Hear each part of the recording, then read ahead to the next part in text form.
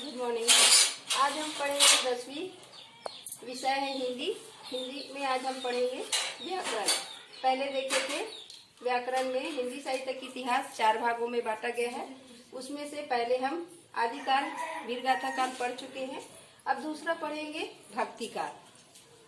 भक्तिकाल ये संवत 1375 से 1700 तक का काल है। भक्तिकाल पिछले में देखे हैं कि आदिकाल में जो कवि होते थे वो आश्रयदाता होते थे, राजा के यहाँ आश्रय लेकर कविता करते थे, वहीं रहते थे, तो उसी के अनुसार वो कविता करते थे। उसमें फ्रीडम नहीं था, वो वहां पर रहते थे तो राजा के हिसाब से कविता करते थे, उनके अनुसार करते थे, और जो राजा करते थे उनका उत्साहवर्धन के लिए ही कविता करते थे, उसमें फ्रीडम नहीं था। आप देखेंगे भक्तिकाल में जितने भी कवि हुए हैं वो सब आश्रयदाता नहीं थे, अपने दम पर अपने स्वतंत्र कविता करते थे। तो इनमें इन्होंने भक्ति परक रचनाएं इस समय ज्यादा हुआ, इसीलिए उस समय के काल को स्वर्ण काल कहा जाता है। इस समय के जितने भी कवि हुए हैं वो जितने भी धर्म जाति के रहे, परंतु सबको एकता के सूत्र में बांधने का प्रयास किया।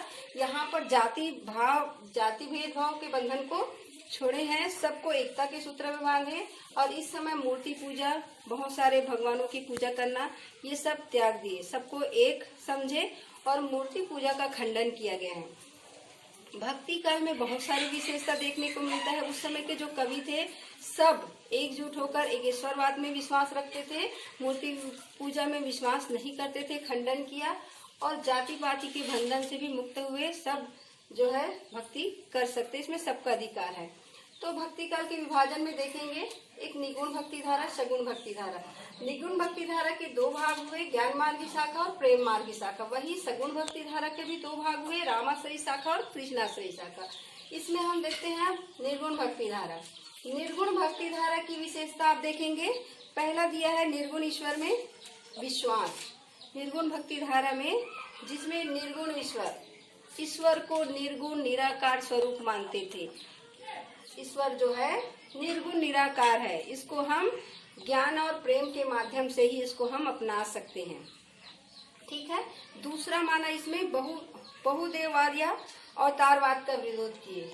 निर्गुण भक्ति धारा में भगवान कोई अवतार लेकर नहीं आता और बहुगुण नहीं है, भगवान एक है, निराकार है, निर्गुण है।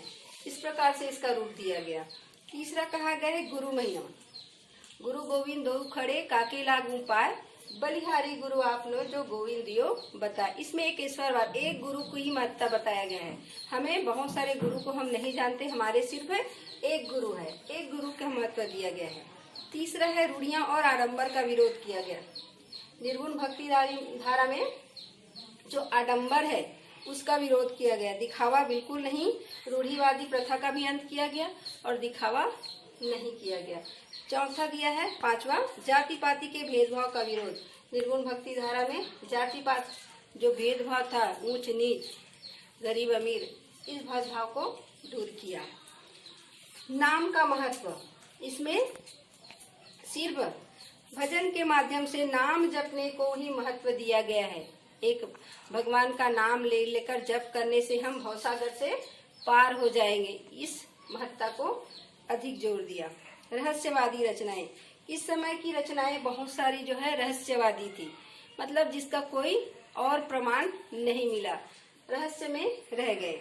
नाम का महत्व, रहस्यवादी, इन विशेषताओं के साथ निर्गुण भक्ति धारा हुआ। उसके 2 भाग हुए, ज्ञान मार्गी और प्रेम मार्गी।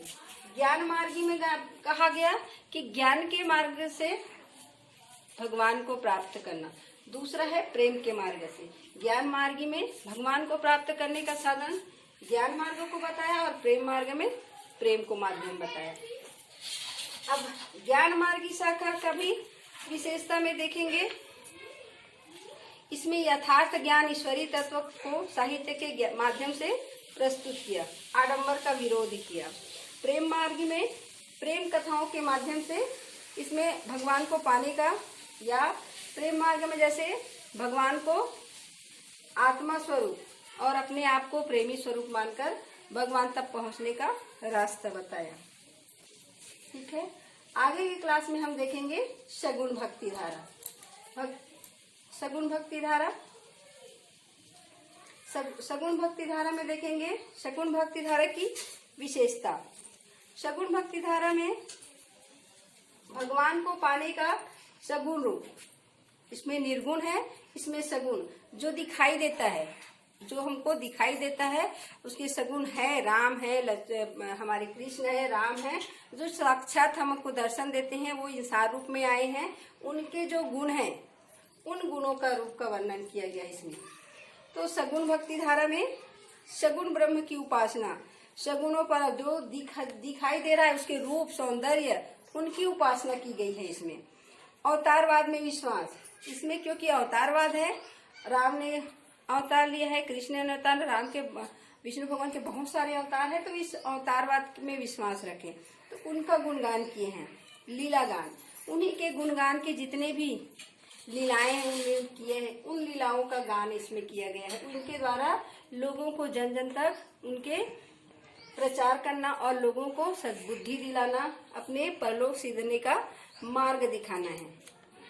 नाम की महिमा, राम के नाम की महिमा, कृष्ण के नाम की महिमा, जप कर भगवान तक जाने का मार्ग बताया है। और फिर ज्ञान से भी अधिक भक्ति को महत्व, ज्ञान से भी अधिक भक्ति को महत्व। जिस प्रकार कृष्ण के भक्ति में वहाँ की गोपियां लीन हो गई थी, उनका वर्णन किया गया है। भगवान की भक्ति तो किए हैं, परंतु गोपियां जो भक्ति की है वो नाम से अधिक उसकी भक्ति में लीन दिखाई गई है, उसका वर्णन यहाँ पर किया गया है। जातिवाद के भेदभाव का की अमान्यता, यहाँ पर भी जातिवाद का कोई भेदभाव नहीं किया गया है। अब देखते हैं रामाश्रय शाखा और कृष्णाश्रय शाखा। रामाश्रय शाखा में राम के भक्ति का वर्णन किया गया है और कृष्णाश्रय में कृष्ण की भक्ति का वर्णन किया गया है। इसमें देखेंगे राम भक्ति शाखा में कृष्ण बहुत सारे कवि हुए हैं, जैसे सूरदास है, तुलसीदास है, और कृष्ण भक्ति में देखेंगे मीरा है और सूरदास है। तो इन एक कवि जो है अपने अपने स्तर पर राम का भक्ति किए हैं, राम की लीलाओं का गान किए हैं और राम के प्रत्येक महिमा का गुणगान करते करते लोगों को अब उनके छवि का दर्शन कराए हैं। वैसे ही दूसरा में है कृष्ण भक्ति, दोनों प्रकार के कवि यहाँ पर हुए हैं, राम के और कृष्ण के। ठीक है, आगे का हम आगे क्लास में दिखाएंगे और क्वेश्चन मैं भेज दूंगी। ठीक है।